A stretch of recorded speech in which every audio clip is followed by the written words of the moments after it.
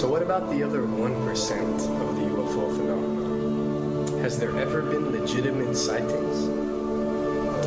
As promised, we're going to cover this 1% in a future episode. But I'll share with you something a wise man once shared with me. Before we should start focusing on dealing with problems outside our world, we should first focus on solving the problems within our world.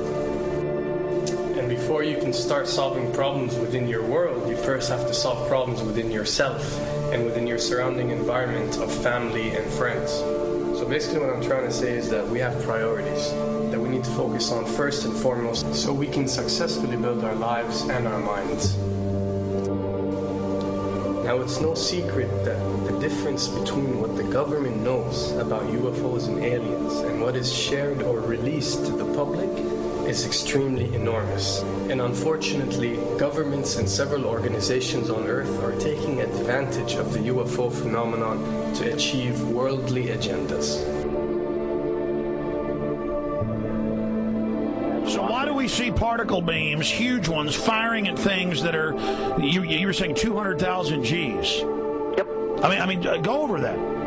Well, because I think it's part of a test for if there are bad guys out there. Or maybe they're doing preparations for faction. We may be looking at more than one faction. Remember, these groups tend to fragment. They fractally fragment so that you have wars within wars within wars. You know, but why would NASA release that footage? Well, remember, you've got all the good guys in NASA, and then you've got a few who are not good guys. The good guys don't know that there's something to keep secret. Remember, the lie's different at every level. They believe the lies they've been told. So when you set up a structure, an institution, which is supposed to be open and above board and is supposed to present live TV of the shuttle missions, they present live TV. Now, the controllers can't say, oh, well, you can broadcast this, but you can't broadcast that. Because the honest guys will then say, sure. Well, why can't we broadcast that? So people always say if this was happening, it would come out, and it is coming out. Well, I mean, I agree with you. When you've got the Catholic Church saying we need to love the aliens, they're our brothers, when you've got every major denomination saying it, when you've got all the movies, and you've got, in the 80s, huge programs at the Olympics with aliens landing, fake aliens, and you've got huge things the size of 3 football fields floating over Dallas and stuff all over the place. Something's going on. And then I read government documents about fake extraterrestrial landings. Any of this. Why? I mean, you believe it's fake. Remember Operation Northwoods? Yes. Okay. Or we can go to the, September 11th. Governments do huge, big things to sway populations at key nodal points in history. They love hoaxes. Yeah, well, it's manufactured history is what it is. We are building, all my UFO friends, I need to shake them because they're so, frankly, they're extremely naive, Alex. They really believe we're building toward disclosure. I believe we're building toward a mass, carefully manufactured fake event where ETs, who are really humans, who are really part of this secret clique, who are probably Nazis, who have developed or perfected their technology from World War II, which is why you've got to get, Joseph on. They are going to basically fake out the world. And there's an incredible window on the Nazi black ops programs, the compartmentalized, incredible high technology efforts that were being funded by the Nazi war machine, particularly toward the end of the war in a desperate effort to win the war, and they fastened their hopes on several key technologies, some of which appear to be the control of gravity itself, which again is a separate piece of data from my work, which came at this from a hyperdimensional physics perspective. We know there's a lot of suppressed technology. 20 years after the B-2 bomber was already in service, they declassify it. So we have a lot of cases of that. We know there's a whole shadow government. This is technology in physics, Alex, that would make anything you think you know like a candle flame compared to a hydrogen bomb. This is a physics that literally allows you to rearrange time.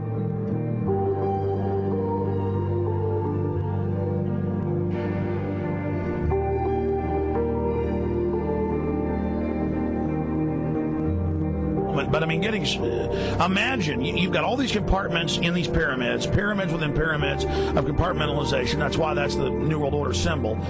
And we don't know what they've got because they are so secret. We know they lie so much. We just know it's advanced. Mainline scientists say they're 30 years advanced. So Richard C. Hoagland, what I'm saying to you is, I'm entertaining what you're saying. I respect you. I think you're a great guy. My only issue is, like you said, dealing with what we know they could be up to. The fact, Alex, we have done experiments. We have our own data. We have experiments now from the Soviet Union. 30, 40 years when the Iron Curtain came down, when glasnost finally prevailed, a huge amount of stuff was declassified from the KGB as well. And we now have put this data together. We not only know what the physics is, we know what it can do, we know what it's based on, we know how to make it work. We've seen in our own experiments ample evidence. We've seen experiments across the American landscape and even in Europe that vindicate various parts of this. And the latest thing I'm working on, it looks like von Braun himself was deeply involved in some of this early physics experimentation, but they're keeping all the good stuff for themselves. The reason is that if we got access to the good stuff, if we got access to the technologies, the energy, we wouldn't be worried about $4, $5 a gallon gas or $10 a gallon gas. We would live like people are supposed to live, all 6 billion of us who could live lightly on the earth, Alex, with this technology. And live longer.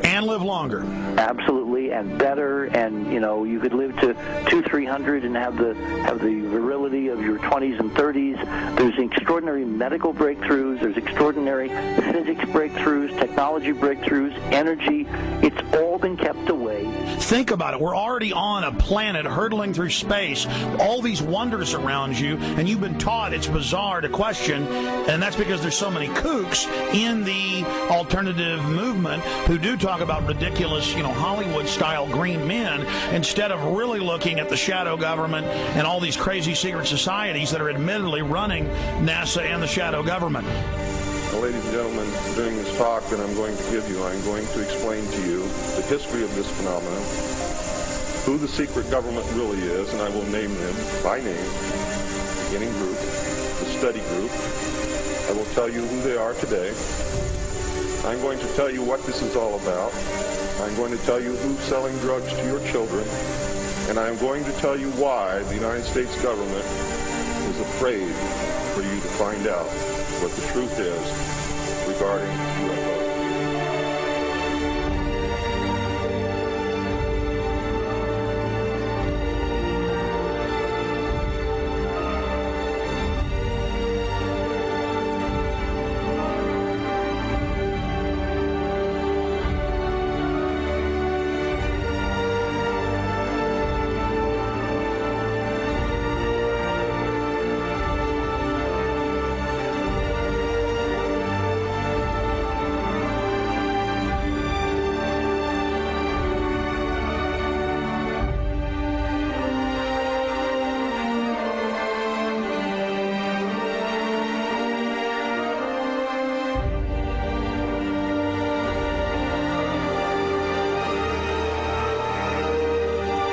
And it turns out that even though she remembered that she'd been part of the team to debrief the astronauts, she couldn't remember a thing that they said.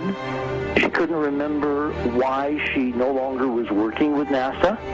She couldn't remember. In other words, her memory lapses were enormous, and I don't think they were feigned, because we now found the same pattern in all the flight crews.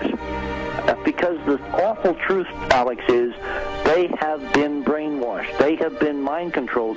They have had a technology, a very sophisticated technology, which took away the real missions that they experienced.